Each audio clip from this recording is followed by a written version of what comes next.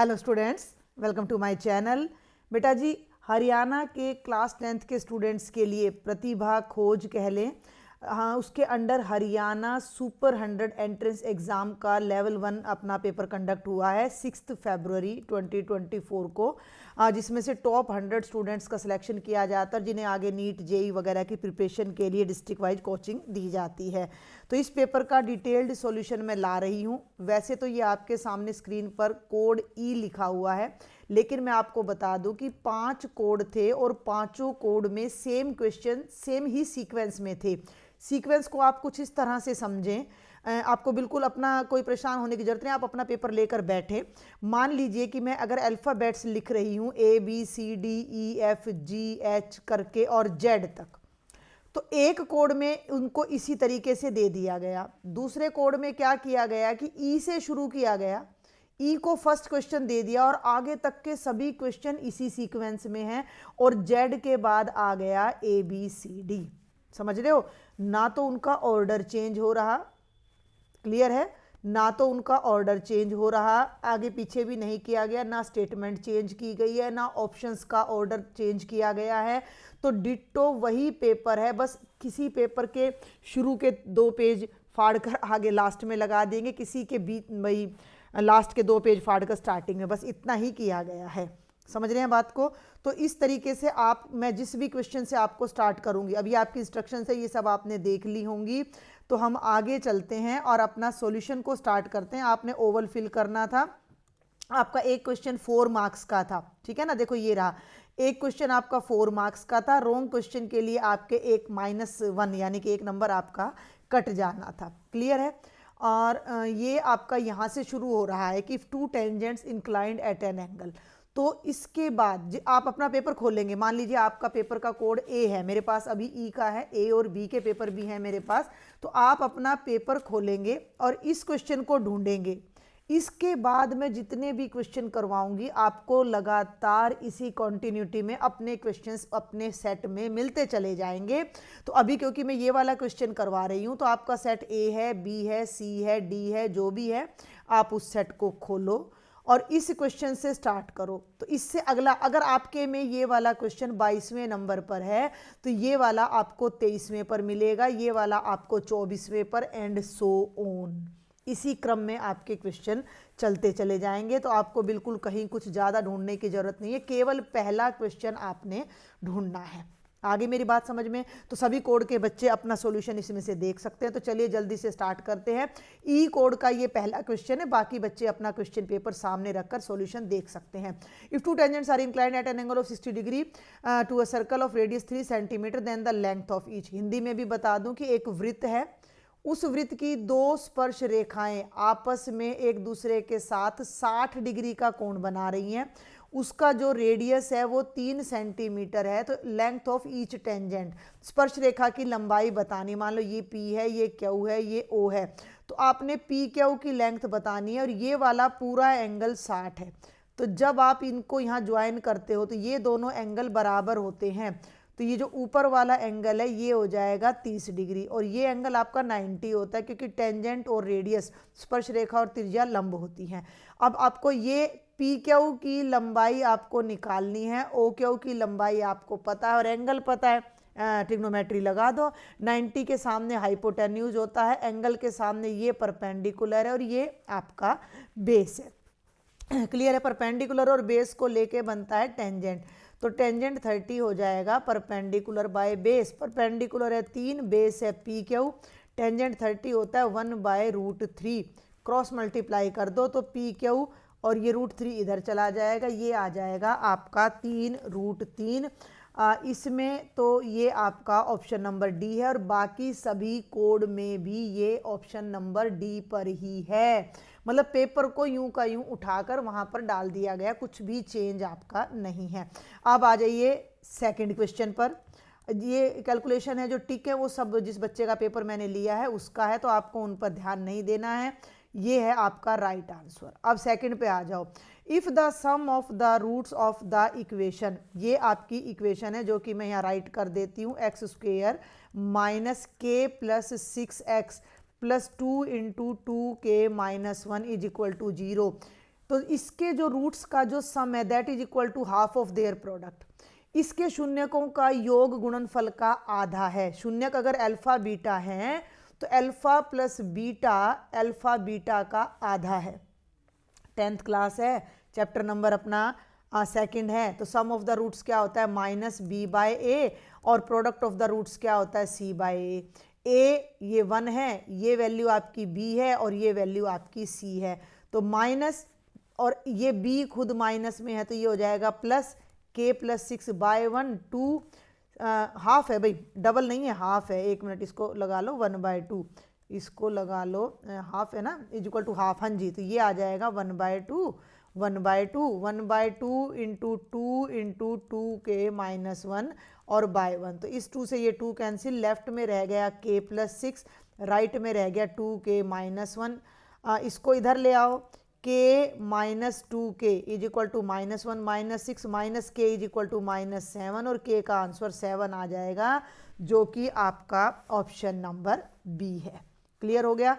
अब हम थर्ड पे आ जाते हैं। थर्ड थोड़ा सा अलग है क्वेश्चन, थोड़ा सा, ज़्यादा तो मैं नहीं कहूँगी पर है, कुछ क्वेश्चन इसमें बहुत टिपिकल लेवल के भी हैं। तीसरा देखो, X and Y run a 3 kilometre race along a circular course of length 300 metre. Hindi में भी बता दूं कि एक सर्कुलर पाथ है जो कि 300 मीटर का है, मतलब यहाँ से चलें और यहीं पर वापस आ जाएं, तो इन सब में जो डिस्टेंस कवर हो रही है वो 300 मीटर है। और इसी के चक्कर लगाते लगाते वो 3 किलोमीटर का मतलब 3000 मीटर की रेस पूरी कर रहे हैं।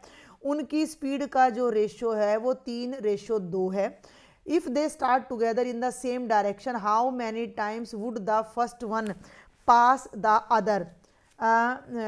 The start off is not conducted as passing. अगर दोनों इकट्ठा यहाँ से चलना शुरू करते हैं, ठीक है, तो पहले वाला आदमी दूसरे को के पास से कितनी बार गुजर जाएगा। ठीक है, मान लीजिए कि हम 300 मीटर की डिस्टेंस को ले लेते हैं, है ना। तो डिस्टेंस अपनी हो जाती है 300 मीटर, और पहले वाले की जो स्पीड है वो है 3:2 है, 3:2 है, 3:2 है। तो पहले वाले की स्पीड मैंने ले ली 3 मीटर प्रति सेकंड, तो उसको जो टाइम लगेगा वो डिस्टेंस बाय स्पीड यानी 300/3 यानी कि 100 सेकंड का लगेगा। क्लियर है। अब दूसरे वाले की टाइम की बात करें तो 300 मीटर की डिस्टेंस है, लेकिन उसकी स्पीड है 2, हम रेशो है एक्स वगैरह कुछ नहीं लेंगे, तो उसको लगेगा 150 सेकंड। बात को सुनना, इस राउंड को पूरा करने में पहले वाले को लग रहे हैं 100 सेकंड, दूसरे वाले को लग रहे हैं 150 सेकंड। और कहता है कि कितनी बार, तो कितनी बार में एलसीएम निकालना पड़ेगा, तो 100 और 150 का एलसीएम हो जाएगा 300, यानी कि 300 मीटर पे वो एक दूसरे को पहली बार क्रॉस करेंगे। और टोटल जो डिस्टेंस है हमारी वो है 3000 मीटर। 300 मीटर पे नहीं, 300 सेकंड पे, 300 सेकंड पे एक दूसरे को वो क्रॉस करेंगे। टोटल डिस्टेंस है 3000 मीटर की। अब पहला आदमी को पकड़ लो, उसने पहले आदमी का पूछा है, तो इस 3000 मीटर को कवर करने में पहले आदमी को जो टाइम लगेगा वो 3000/3 वो पहले करेगा। भाई जिसकी स्पीड तेज है वो पहले डिस्टेंस पूरी कर लेगा, दूसरे की तो स्पीड कम है तो वो तो देर में करेगा। तो हम पहले वाले को पकड़ेंगे, पहले वाले की स्पीड है 3 मीटर पर सेकंड, और वो 3000 मीटर की डिस्टेंस कवर करेगा 1000 सेकंड में, और वो हर 300 सेकंड में अपने फ्रेंड को क्रॉस करेगा। तो 1000 सेकंड में कितनी बार करेगा, 300 पे करेगा, फिर 300 पे 600, और फिर 300 पे 900 सेकंड पे। तो 3 बार वो अपने फ्रेंड को क्रॉस कर लेगा अपनी जर्नी पूरी करने में। तो आपका जो करेक्ट आंसर है वो ऑप्शन नंबर बी आएगा। थोड़ा सा अलग था ये क्वेश्चन, थोड़ा हटके है, क्योंकि इस तरह के क्वेश्चन आपके सिलेबस में तो होते नहीं हैं, ये कंपटीशन लेवल के एग्जाम्स में ज़्यादा आते हैं। तो लॉजिक आपको समझ आ गया होगा। फिर भी कोई क्वेरी है तो आप मुझे मैसेज कर सकते हो। आराम से ध्यान से सुनना कि दोनों जो है एक राउंड पूरा करने में पहले को 100 सेकंड लग रहे हैं, दूसरे को 150। तो जब क्रॉस करेंगे तो वो उनका एलसीएम होगा। एलसीएम हो गया 300 सेकंड। पूरी डिस्टेंस को पहला आदमी जल्दी कवर करेगा तो उसको 1000 सेकंड्स लग रहे हैं, तो 1000 सेकंड में वो 3 बार अपने फ्रेंड को क्रॉस कर चुका होगा। अब चलते हैं भाई क्वेश्चन नंबर 4 पर, थोड़ा सा जूम कर लेते हैं। क्वेश्चन नंबर 4 देखो, आपको हर कोड में ये क्वेश्चन इसी सीक्वेंस में मिलने वाले हैं। If radii of two concentric circles are 4 meter and 4 centimeter and 5 centimeter, then the length of each chord of one circle which is tangent to the other circle। ये 10वीं के सिलेबस में है। दो सहकेंद्रीय वृत्त हैं, एक की त्रिज्या 4 है और दूसरे की त्रिज्या 5 है, और एक वृत्त की जीवा जो दूसरे को स्पर्श करती है, तो ये जीवा है ए बी, उसकी हमने लंबाई निकालनी है। तो मेरी बात सुन लो, ये सेंटर है, मोटा मोटा बताऊंगी मैं। तो ये हो गई छोटे वृत्त की त्रिज्या जो कि हो गई 4, ये हो गई बड़े वृत्त की त्रिज्या जो कि हो गई 5, ये हो गया m जो कि इस जीवा का मध्य बिंदु है, ये एंगल 90 है तो ये 3 आएगा, पाइथागोरस थ्योरम लगा लेना। और जब ये 3 आएगा तो पूरी की पूरी कोण 3 का दुगना यानी कितनी हो जाएगी, 6 सेंटीमीटर हो जाएगी। तो ऑप्शन नंबर बी करेक्ट हो जाएगा, 10वीं में से है ये भी आसान है। If sine theta minus cos theta 0 है तो ये वैल्यू निकालो। अब मेरी बात सुनो, sine theta minus cos theta अगर 0 है तो साइन थीटा बराबर हो जाएगा कोस थीटा के, और साइन थीटा कोस थीटा के इक्वल कब होता है, जब थीटा की वैल्यू 45 डिग्री होती है। अब आपने क्या निकालना है, sine 4 theta plus cos 4 theta की वैल्यू, तो उसको यहाँ लिख लो, sine 4 theta plus cos 4 theta यानी कि साइन 45 की पावर 4 और भैया कॉस 45 की पावर 4। साइन 45 की वैल्यू 1/√2 होती है, कॉस 45 की भी 1/√2 होती है। 1/√2 को 4 बार सॉल्व करोगे ना भाई, देखो √2 और √2 तो 2 दूनी 4 आ जाएगा, तो ये हो जाएगा 1/4 1/4 2/4 यानी कि कितना आ जाएगा आपका आंसर 1/2। तो चेक कर लो कौन सा ऑप्शन आपका करेक्ट है, option number B correct option है। क्लियर हो गया। अब चलते हैं क्वेश्चन नंबर 6 पर। कामी, Kavya and Kirti can together weave a carpet in 4 days. Kami herself can weave the same in 12 days. Kirti can do in 10 days. How long will Kavya take to do the work by herself? ये बड़े ही आसान से प्रश्न होते हैं। कामी, कारिया, यहाँ कारिया लिख रहा है, यहाँ कारिया ही है भाई, काव्या नहीं है, और कीर्ति मिलकर 4 दिन में दरी बुन सकती है। तो तीनों का 1 दिन का काम हो जाएगा 1/4।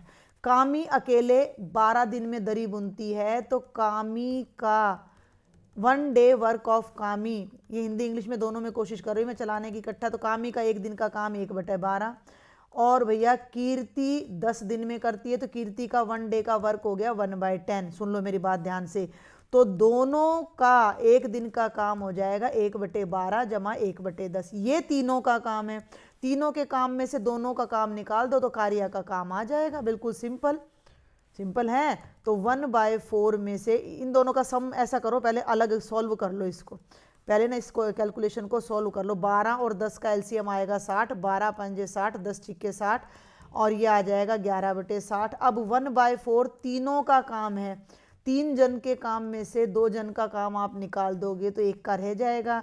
तो ये हो गया 15 घटा 11 4/60। 4/60 का मतलब 15 चौके 60 होता है, 1/15। कीर्ति का 1 दिन का काम 1/15 है, तो कीर्ति अकेली उस काम को करने में कितने दिन लगाएगी, 15 दिन लगाएगी। तो आपका जो सही उत्तर आएगा वो ऑप्शन नंबर बी। बहुत सारे हैं ये सारे जिनका आंसर बी ही चल रहा है, लगभग क्वेश्चन नंबर 2 से लेकर 9 तक सबका आंसर बी ही चल रहा है। अब आ जाओ 7th पे।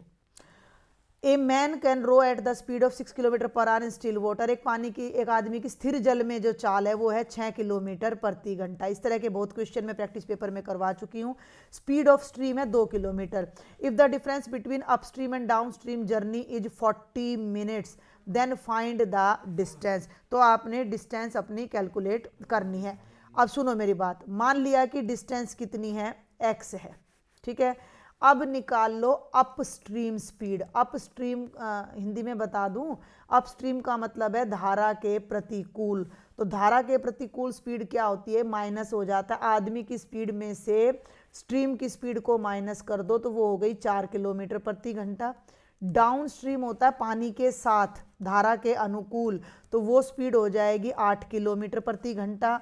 डिस्टेंस है x। अब अप स्ट्रीम टाइम निकाल लो। टाइम क्या होता है, डिस्टेंस बाय स्पीड, तो x/4 क्योंकि अपस्ट्रीम स्पीड इतनी है। और down stream time, down stream x kilometre जाना है, टाइम लगेगा 8, तो ये हो जाएगा x/8। पानी के साथ जाने में टाइम कम लगता है, पानी के अगेंस्ट जाने में टाइम ज़्यादा लगता है, और दोनों में 40 मिनट का फ़र्क है। 40 मिनट का मतलब हो गया 40/60, यानी 20 दूनी 40, 20 तिया 60, 2/3r। तो हमें दे रखा है कि इन दोनों टाइम का डिफरेंस 2/3 है, तो ये हो गया x/4 minus x/8 is equal to 2/3। दोनों टाइम निकाल लिए, दोनों टाइम का डिफरेंस निकाल लिया। ऐसा करो, 32 एलसीएम ले लो, x को बाहर ले लो, 4 8 32, 8 चौक 32 बराबर है 2/3। अब देखो x इंटू 8 में से 4 गया 4, 4/32 इज इक्वल टू 2/3, 4 8 32, 8 को उधर ले जाओ, 2 से मल्टीप्लाई हो जाएगा, 16/3 किलोमीटर पर आर। ये हमारा आंसर आ जाएगा, जो कि किलोमीटर पर आर नहीं, सॉरी किलोमीटर, जो कि हमारी क्या हो जाएगी, डिस्टेंस हो जाएगी। और ये हमारा option number B correct option है। ठीक है, ये हो गया क्वेश्चन नंबर 7। ये डाउन स्ट्रीम, अपस्ट्रीम, ये सब मैंने बहुत अच्छे से आपके 10th की प्रिपरेशन में करवा रखे हैं। तो डाउन स्ट्रीम स्पीड निकाल ली, डाउन स्ट्रीम अपस्ट्रीम स्पीड निकाल ली, टाइम निकाल लिया, और टाइम का डिफरेंस हमें दे रखा था। अब आ जाओ क्वेश्चन नंबर 8 पर। Question number 8, A tradesman allows a discount of 15% on the return price. एक व्यापारी लिखित कीमत पर, लिखित का मतलब जो उस पर छपी हुई है, उस पर वो कह रहा है कि भैया मैं 15% की छूट दे दूंगा। अब लिखने को तो वो कुछ भी लिख सकते हैं। How much above the cost price must he mark his goods to make a profit of 19%। Question को डीपली समझेंगे कि भैया वो उसने कुछ भी लिख दिया, अपने आइटम जो बेच रहा है उस पर कोई भी कीमत लिख दी, और जो कस्टमर आया उसको बोल दिया कि भाई मैं आपको 15% की छूट दे दूंगा, लेकिन उसको प्रॉफिट भी कमाना है। तो ये कह रहा है कि 19% का लाभ कमाने के लिए उसे अपने माल पर लागत मूल्य से कितना अधिक मूल्य अंकित करना होगा। थोड़ा समझें कि मान लो वो आइटम उसको पड़ रहा है 100 रुपये का, कितने का, 100 रुपये का। अब उसको 19% लाभ भी कमाना है, तो 100 का 19% हो गया 19, यानी 119 रुपये उसकी पॉकेट में आने चाहिए, तब उसको फायदा होगा। लेकिन वो कस्टमर को क्या कह रहा है कि मैं आपको ना 15% का प्रॉफिट दे दूंगा, जितना इस पे लिख रहा है ना उससे मैं आपको 15% कम दे दूंगा। तो उसको 100, अगर वो 100 रुपये लिखेगा, अगर वो उसके ऊपर 100 रुपये लिखेगा और उसमें से 15 कम कर देगा तो उसका तो नुकसान हो गया, तो उसको ज़्यादा लिखना पड़ेगा। वो ज़्यादा कितना लिखना पड़ेगा, समझ में आ रही बात?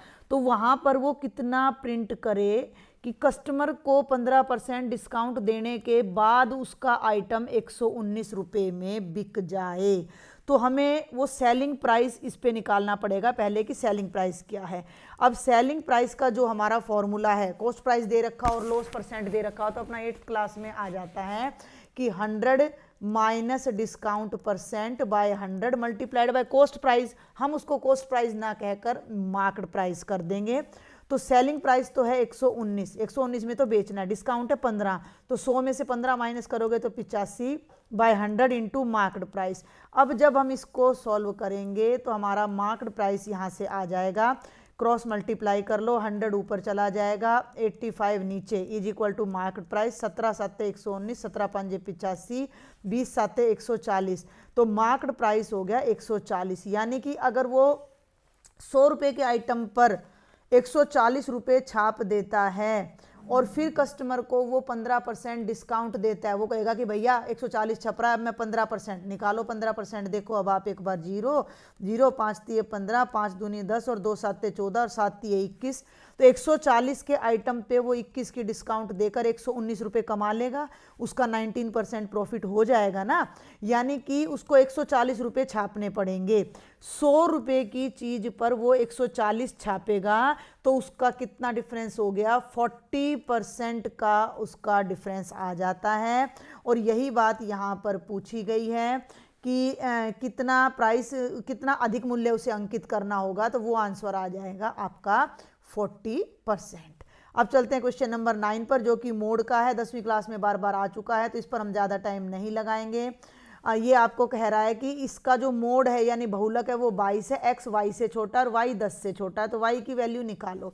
तो देखो मेरी बात सुनना, मैंने इस पर कर भी रखा, हाईएस्ट फ्रीक्वेंसी नहीं, बच्चे ने कर रखा, हाईएस्ट फ्रीक्वेंसी है 10, तो 10 जब हाईएस्ट फ्रीक्वेंसी है, देखो x और y भी हाईएस्ट हो सकती थी, लेकिन उसने कहा है कि मोड 22 है, मोड 22 है, तो ये आपकी मॉडल क्लास है 20 से 30, तो यही आपकी हाईएस्ट फ्रीक्वेंसी होगी।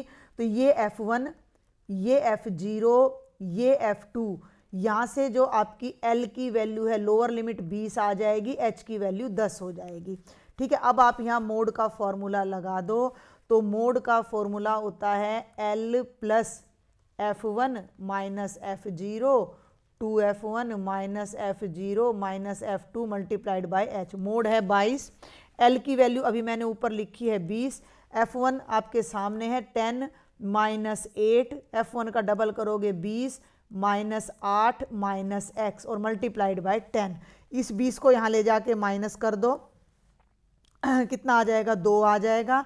यहाँ 10 में से 8 गए 2, नीचे माइनस करोगे तो 12 माइनस x, और ये जो 10 है ये यहाँ चला जाएगा, 2 से 2 कैंसिल, नीचे वाले को इक्वल कर लो, क्रॉस मल्टीप्लाई कर लो, तो x की वैल्यू कितनी आ जाएगी, 12 में से 10 गए 2, x की वैल्यू आ गई 2। अब y पे आ जाओ, सुनो मेरी बात, इन सब का सम 30 है, क्यों, फ्रीक्वेंसी है 5 जमा 8 जमा 10 जमा x जमा y बराबर है 30, 8 और 5 13 और 10 23, और x की वैल्यू है 2, 23 और 2 25, तो ये हो गया 25 जमा y बराबर है 30, तो y की वैल्यू 5 आ जाएगी। और इसने क्योंकि y की वैल्यू पूछी है तो ऑप्शन नंबर बी करेक्ट हो जाएगा। अब चलते हैं क्वेश्चन नंबर 10 पर। ये भी थोड़ा अटपटा क्वेश्चन है, तो मैं इसको शॉर्ट ट्रिक भी बता दूंगी, लेकिन मैं इसको एक उदाहरण से बताऊंगी, जल्दी से बता देती हूँ कि due to an increase in price of sugar by 25%, by how much percent must a householder decrease the consumption of sugar so that there is no increase in expenditure. ये कह रहा है कि चीनी की कीमत 25% बढ़ गई तो किसी परिवार को या किसी उपभोक्ता को कितनी चीनी कम कर देनी चाहिए कि खर्चा ना बढ़े। इसको हम एक उदाहरण से लेते हैं, मान लो कि 100 रुपये हैं कस्टमर के पास, वो 100 रुपये की चीनी खाता है और चीनी की कीमत है, 1 किलो चीनी की कीमत है 20 रुपये। मेरी बात को समझ रहे हो भाई, 1 किलो चीनी 20 रुपये की आ रही है, तो 100 रुपये में वो कितनी चीनी खा सकता है, 5 किलो, वो ला रहा है 5 किलोग्राम चीनी। क्लियर हो गई बात। अब चीनी की कीमत बढ़ गई 25%, जो चीनी 20 रुपये की आती थी वो 20 का 25%, यानी 20 गुणा 25 बटे 100, 25 चौके 100, 4 पंजे 20, यानी 5 रुपये कीमत बढ़ गई और चीनी की नई कीमत हो जाती है 25 रुपये। लेकिन अब वो कह रहा है कि कस्टमर के पास तो 100 ही रुपये, उसने सोच रखा है कि भाई मैं चीनी के ऊपर 100 ही रुपये खर्च करूंगा। अब 25 के हिसाब से 100 रुपये में कितनी चीनी आएगी, 4 किलो चीनी आएगी। कितनी चीनी आएगी, 4 किलो चीनी आएगी। अब पहले वो कितनी चीनी ले रहा था, 5 किलो, तो जिस 100 रुपये में वो पहले 5 किलो चीनी खा सकता था, उसी 100 रुपये में अब वो केवल 4 किलो चीनी खा पा रहा है, यानी कितनी चीनी उसने कम कर दी, 1 किलो। अब निकालनी है चीनी की परसेंटेज, तो 5, देखो बिल्कुल सिंपल सा मैथ है, 5 किलो पर कमी आई, कितने किलो की, 1 की, 1 किलो पे कमी आई 1/5 की, और 100 पे परसेंटेज निकालने के लिए 5 दूनी 10, 0, तो कितना आ गया, 20% चीनी, यानी 20% उसको अपनी क्वांटिटी क्या करनी पड़ेगी, कम करनी पड़ेगी। तो जो आपका आंसर होगा वो ऑप्शन नंबर ए आ जाएगा। इसका एक शॉर्टकट भी होता है, लेकिन वो कंपटीशन वगैरह में आता है भाई, जैसे 100 पे कितनी बढ़त हो रही है, 25, तो कुल मिला के कितना बन गया नया प्राइस, 125, तो ये बनता है 25 बटे 125 गुणा 100, 25 पंजे 125, तो भी आपका आंसर 20% आएगा। लेकिन ये शॉर्टकट हो सकता था कि आपको समझ में ना आए। क्वेश्चन नंबर 11 आ जाओ, ट्रिग्नोमेट्री का है। इस क्वेश्चन का आंसर उसमें की में गलत हो गया था बताते समय, तो अब आप उसको ठीक कर लीजिएगा, मैं अंडरलाइन कर रही हूँ। If the angles of elevation, इसकी मैं स्टेटमेंट पढ़े बिना यहाँ पर बता रही हूँ कि एक टावर है जिसकी ऊंचाई हमने निकालनी है, 2 पॉइंट हैं, एक पॉइंट की डिस्टेंस इससे ए है, ए बी और सी, और सी की डिस्टेंस ए है, और दूसरा पॉइंट है डी जिसकी डिस्टेंस यहाँ से कितनी है, छोटा बी है, और इनके जो एंगल हैं वो ये वाला बड़ा एंगल बनेगा, जितनी दूर होते जाओगे आपका एंगल उतना ही कम होता चला जाएगा, ठीक है ना। तो ये वाला एंगल, क्योंकि दूर से हम देखें तो हमें कम गर्दन उठानी पड़ती है, पास जाके हमें ज़्यादा गर्दन उठानी पड़ती है, तो एंगल बढ़ जाता है। तो ये एंगल हो गया 30 डिग्री। तो आपने टावर की हाइट निकालनी है। पहले ले लो ये वाला ट्राइंगल, ये वाला ट्राइंगल ले लो। तो ये परपेंडिकुलर है और ये बेस है, तो टेंजेंट 60 आ जाएगा h/b, √3 आ जाएगा h/b, तो √3b बराबर है h आ जाएगा। पहली वैल्यू आ गई। अब आप ले लो भैया दूसरा ट्राइंगल ए, ये बड़े वाला, इसका बेस है a और परपेंडिकुलर है h, एंगल है 30 डिग्री। तो टेंजेंट 30 आ जाएगा h/a, 1/√3 बराबर है h/a। उधर ले जाओ, a/√3 आ गई h की वैल्यू। ये h की दो वैल्यूज आ गई, एक वैल्यू कैसे निकालें, दोनों वैल्यूज को मल्टीप्लाई कर दो। h आया √3b, h आया a/√3, दोनों को मल्टीप्लाई कर दो, √3b इंटू a/√3, √3 से √3 कैंसिल, h² बराबर है ab, दोनों तरफ अंडर रूट कर दो, h की वैल्यू आ जाएगी ab का अंडर रूट। उसमें गलत क्वेश्चन, गलत उस पर टिक हो गया था, गलत लिखा गया था वहाँ पर, तो आपका correct answer option number B है। और जल्दी से बस हम 2-3 क्वेश्चन और इसके देखेंगे। क्वेश्चन नंबर 12 देखेंगे, इसको भी मैं हिंदी फटाफट पढ़ देती हूँ कि ए बी सी अलग अलग काम करते हुए किसी भी काम को 8 दिन में, 16 दिन में और 12 दिन में पूरा करते हैं। ए 8 दिन में पूरा करता है, बी 16 दिन में और सी 12 दिन में।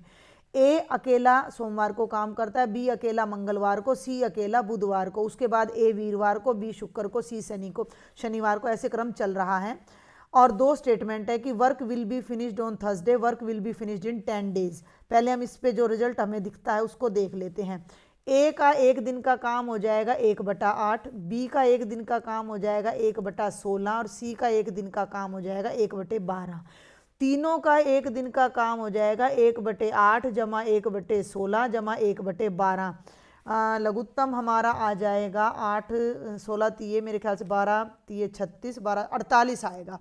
तो 8 6 48, 16 तीये 48 और 12 चौक 48, और ये आ गया 13/48। मेरी बात को सुनना, ये तीनों का 1 दिन का काम है। तो अगर तीनों मिलकर काम करेंगे तो वो काम को 48/13 दिन में पूरा करेंगे, जिसको आप तोड़ लेना, लगभग 3 से ज़्यादा दिन लगेंगे, लेकिन चौथा दिन नहीं लग रहा। तो पूरे 4 दिन में काम खत्म हो जाएगा। पूरे 4 दिन में काम, मतलब 3 दिन तो पूरे लगे और 9/13 यानी चौथा दिन भी लग जाएगा, तो 4 दिन में हमारा काम खत्म हो जाएगा। अब इसको पढ़ते हैं दूसरी बात को। तो ये कहता है कि work will be finished in 10 days, काम 10 दिन में पूरा हो जाएगा, तो ये बात तो गलत है। अच्छा, काम work will be finished on Thursday, काम वीरवार को पूरा हो जाएगा, तो हाँ हो जाएगा। क्यों? क्योंकि ए स्टार्ट करेगा मंडे को, बी करेगा ट्यूसडे को, सी करेगा वेंसडे को, और फिर ए की बारी आ जाएगी थर्सडे को। तो थर्सडे को तो चौथा दिन हो गया और चौथे दिन काम पूरा हो जाना चाहिए, तो थर्सडे को काम पूरा हो जाएगा। तो अब ये पूछ रहा है कि इन ऊपर वाली दोनों बातों में से कौन सी सही है। तो केवल पहली बात सही है कि जो हमारा काम है वो थर्सडे को पूरा हो जाएगा। क्लियर है, बात समझ में आ गई। अब जो क्वेश्चन नंबर 13 है, ये थोड़ा आपका है टिपिकल क्वेश्चन। ये आपका मैंने यहाँ लिख भी दिया है, यूपीएससी के प्रीलिम एग्जाम में 2023 में पूछा गया है। इतना लेवल इसका इन्होंने हाई कर रखा है, ये आपके लेवल का क्वेश्चन वैसे है नहीं। तो मैं इसकी स्टेटमेंट आपको समझा देती हूँ कि अगर पी मूलधन है, अर्धवार्षिक रूप से संयोजित, हाफ ईयरली आपकी रेट ऑफ इंटरेस्ट लग रही है, यानी कि हर 6 महीने में आपका ब्याज लग रहा है, रेट ऑफ इंटरेस्ट आपकी R% है, तो आपका जो अमाउंट है वो क्यू बन जाता है, यानी कि जो प्रिंसिपल आपका जो है अमाउंट माने मिश्रधन, आपका मिश्रधन क्यू बन जाता है। उसी प्रिंसिपल P पे अगर हम ईयरली यानी 1 साल में S% ब्याज की दर से ब्याज देते हैं, तो भी ब्याज जो सारा है वो क्यू बनता है। तो इन दोनों में से कौन सी बात सही है? मैं इसे एक प्रैक्टिकल एग्जाम्पल से लेना चाहूँगी कि आप मान लो कि 100 रुपये का आपका मूलधन है, ठीक है, 100 रुपये का आपका मूलधन है और आपने रेट ऑफ इंटरेस्ट ले लिया 20%। हम सेम रेट ऑफ इंटरेस्ट लेकर दोनों का पहले अपना जो है अमाउंट वो कैलकुलेट करते हैं, ठीक है। अब मैं अगर इस केस की बात करूं तो 1 साल की अगर हम बात करते हैं तो आपका सिंपल इंटरेस्ट और कंपाउंड इंटरेस्ट दोनों सेम ही होते हैं।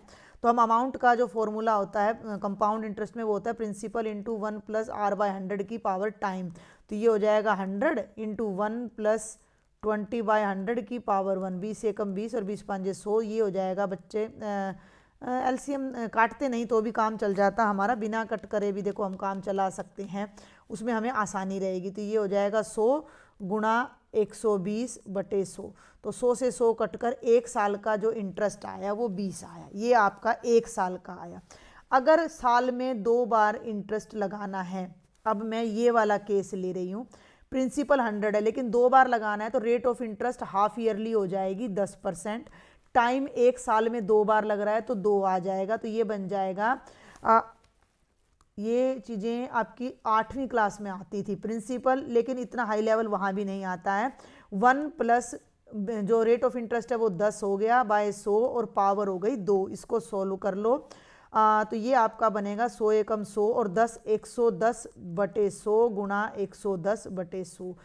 2 जीरो ये कट गई, ये 2 जीरो से ये 2 जीरो कट गई, ये आपका 121 आ गया। मेरी बात को सुनना, जब हम इस केस में इंटरेस्ट ले रहे हैं तो ये 121 आ रहा है और इस केस में इंटरेस्ट ले रहे हैं तो ये 120 आ रहा है, जबकि हमारा सवाल कह रहा है कि दोनों बराबर आने चाहिए। दोनों बराबर आने का मतलब इसको बढ़ना होगा, 120 को बढ़ना होगा, 120 को बढ़ना होगा तो 120 पे जो रेट ऑफ इंटरेस्ट लगा रहे हैं उसको बढ़ाना होगा। और अगर हम इस वैल्यू को कम करना चाह रहे हैं तो इस रेट ऑफ इंटरेस्ट को घटना होगा। तो ये रेट ऑफ इंटरेस्ट आर है जो कि कम होनी चाहिए एस से, एस बड़ा होना चाहिए और आर छोटा होना चाहिए। इससे इजी एग्जाम्पल कोई नहीं हो सकता, क्योंकि आपके लेवल पर ये क्वेश्चन थोड़ा टिपिकल हो जाता है। शॉर्ट ट्रिक अभी आप सीख नहीं पाएंगे क्योंकि आपने ये चीज़ें की हुई नहीं है। तो मैंने एक एग्जाम्पल से आपको बता दिया है कि अगर हम सेम प्रिंसिपल, देखो सेम प्रिंसिपल ले रहे हैं और अगर same he rate of interest लेकर साल में 2 बार ब्याज लगा रहे हैं और साल में 1 बार ब्याज लगा रहे हैं तो ये कम पड़ रहा है, जबकि होना चाहिए बराबर। बराबर होने के लिए इसको अप होना पड़ेगा। ब्याज कब बढ़ेगा? जब उसका रेट ऑफ इंटरेस्ट बढ़ेगा। तो ये रेट ऑफ इंटरेस्ट दूसरे वाला एस है, दूसरे वाले का नाम एस है। समझ में आ रही बात? मैंने यहाँ इसको आर लिख दिया है लेकिन दूसरे वाले का नाम एस है, तो एस को बढ़ना पड़ेगा और आर को कम होना पड़ेगा। तो आर एस से क्या होना चाहिए? लेस होना चाहिए। तो जो आपका ऑप्शन नंबर सी है वो करेक्ट हो जाएगा। अब आ जाते हैं क्वेश्चन नंबर 14 पर। ये भी देखने में तो आसान है लेकिन इतना आसान नहीं है। इसका आंसर भी शायद, हाँ जी, कोड में ये गलत हो गया था। ये 2 क्वेश्चन रॉन्ग चले गए थे तो आप इसको ठीक कर लीजिए। मैंने बोल दिया था कि जब मैं सॉल्यूशन कराऊंगी तब देखिएगा। एक रेक्टेंगुलर फ्लोर है जिसकी लंबाई 4 मीटर है, चौड़ाई 2.2 मीटर है। Tiles of size 140 by 60 have to be laid such that tiles do not overlap, एक दूसरे पर नहीं आनी चाहिए। अब एक बात और सुन लो, a tile can be placed in any orientation so as the edges are parallel to the edges of floor. तो what is the maximum number of tiles can be accommodated. इसको ही अब हम यहाँ अपना हिंदी में देख लेते हैं कि एक आयताकार फर्श की लंबाई 4 मीटर बाय 2.2 मीटर है, टाइल सेंटीमीटर में है तो इसको भी सेंटीमीटर में बदल लो। 4 मीटर का मतलब है 400 सेंटीमीटर और 2.2 मीटर का मतलब है 220 सेंटीमीटर। अब जो आपकी टाइल है वो 140 बाय 60 की है और शर्त लगा दी गई है कि इसकी किनारी से किनारी मिला के ही टाइल बिछानी है, तोड़ ताड़ के नहीं बिछानी है। तो कितनी टाइल बिछेंगी? अब देखो 140 है तो इस 400 के ना टुकड़े कर लो। 14 एकम 14, 14 दूनी 28, यानी 140 मीटर तो ये हो गया, 140 मीटर ये हो गया 28 और ये बच गया 120 मीटर। और इस 220 को 60-60 में तोड़ लो। 6 एकम 6, 6 दूनी 18, नहीं 6 दूनी 12, 6 तीय 18, 180 हो गया और यहाँ तक हो गया 180 आपका मान लो। और ये नीचे बच गया 40। देखो ना 6 12 6 तीय 18 और 40। अब मेरी बात ध्यान से सुनना, 140 बाय 60 की एक टाइल लग गई, 140 बाय 60 की दूसरी टाइल लग गई, तीसरी टाइल लग गई, चौथी टाइल लग गई, 5वीं टाइल लग गई और 6ठी टाइल लग गई। गिनते जाना टाइल्स को, 3 4 5 और 6। अब ये बच गया 40 मीटर का। तो यहाँ तो टाइल लग नहीं सकती क्योंकि 60 मीटर चाहिए, इसको थोड़ा ऐसे ले लो। अब यहाँ बच रहा है 120 मीटर, तो हम टाइल को टेढ़ा कर सकते हैं, ओरिएंटेशन माने घुमा सकते हैं। टाइल को हम किसी भी, देखो ये लिख रहा है, टाइल को किसी भी दिशा में रखा जा सकता है। तो यहाँ पे मैं 2 टुकड़े कर लेती हूँ 60-60 के, सुन रहे हो मेरी बात को, 60-60 के, एक टुकड़ा ये 60 का और एक ये 60 का, और 60 बाय 140, तो 60-60 120 और 20 ये आ जाएंगी यहाँ तक, 60 बाय 140 की एक टाइल आ जाएगी 7वीं, और ये आ जाएगी 8वीं टाइल, ये आ गया 140। अब ये बचेगा 80 मीटर और ये बच रहा है 40। तो अब यहाँ आप टाइल, यहाँ तक तो बच रहा है 40, भाई ये विड्थ तो रह गई 40 और ये 80, तो यहाँ पर बीच में और कोई टाइल आ नहीं सकती, तो मैक्सिमम 8 टाइल लगेंगी। तो ये जो भी बच्चा करके आ रहा है, ठीक करके आ रहा है, तो ये हो गया ऑप्शन नंबर सी इसका करेक्ट हो जाएगा। और अभी मैं करवाऊंगी क्वेश्चन नंबर आपका 15। देखेंगे जल्दी से, क्वेश्चन नंबर 15 है तो आसान ही।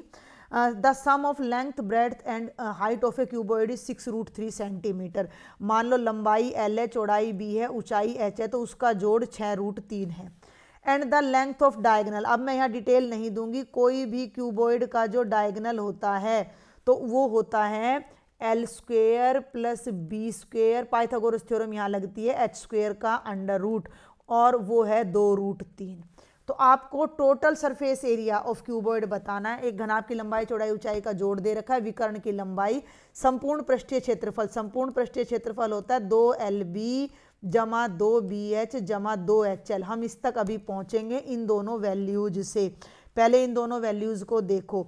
इसका कर दो स्क्वेयर, दोनों तरफ जब मैं स्क्वेयर करूंगी तो अंडर रूट कट जाएगा और L² जमा B² जमा H² आ जाएगा, 4 तिये 12। क्लियर हो गया। अब इसको पकड़ लो, L plus B plus H की वैल्यू आ रही है 6√3, दोनों तरफ कर दो स्क्वेयर, तो ये बन गया A² plus B² plus C², formula याद कर लेना, plus 2AB plus 2BC plus 2CA, और ये हो गया 36 तिया 108।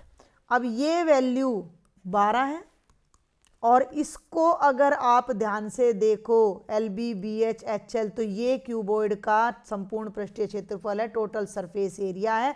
इसको लेफ्ट में रखो, 12 को राइट में ले जाओ, 108 में से 12 माइनस करोगे तो 96 आपका आंसर आ जाएगा। ट्रिक थी, कोई यहाँ पर कोई कुछ और नहीं लग रहा था, अलजेब्रा लग रहा था। 96 के लिए आपका ऑप्शन नंबर सी करेक्ट आ जाता है। और जल्दी से 16वां क्वेश्चन और मैं बताना चाहूँगी, बहुत ही आसान सा क्वेश्चन है, ये पहले भी बुनियाद वगैरह में आया हुआ है।